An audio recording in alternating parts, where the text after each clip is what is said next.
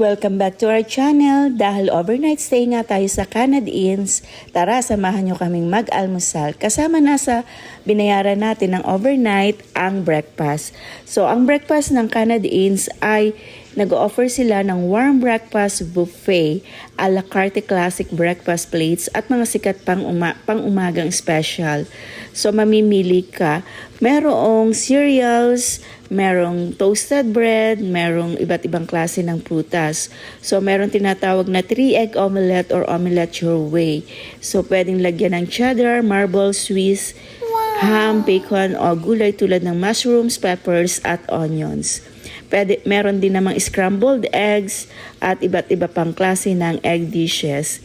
Kung gusto mo naman ay savory breakfast potatoes o hash brown casserole. Meron din silang bacon, sausage, ham, and turkey bacon. May iba't ibang klase din ng tinapay at pastries at ikaw na rin ang magto-toast ng sarili mong tinapay. Merong croissants, bagels, at iba't ibang klase ng tinapay o palaman sa tinapay. At syempre, hindi mawawala ang coffee, pati na iba't ibang klase ng prutas.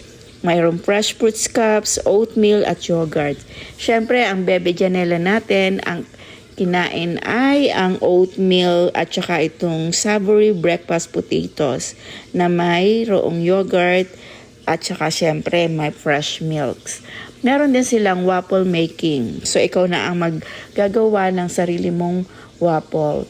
At napakasarap nitong waffle na tong ginawa ni Kate.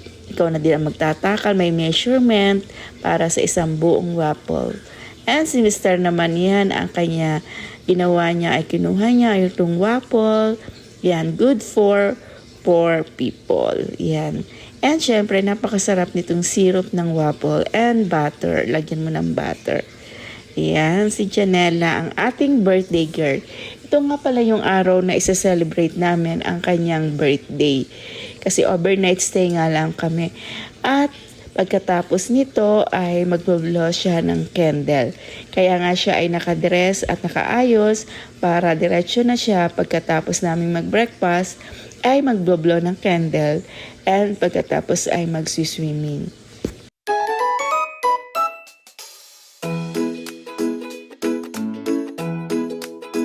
Pagkatapos nga ng masarap na breakfast ay pabalik na kaming lahat sa room para naman mag-blow ng candle itong si Janela.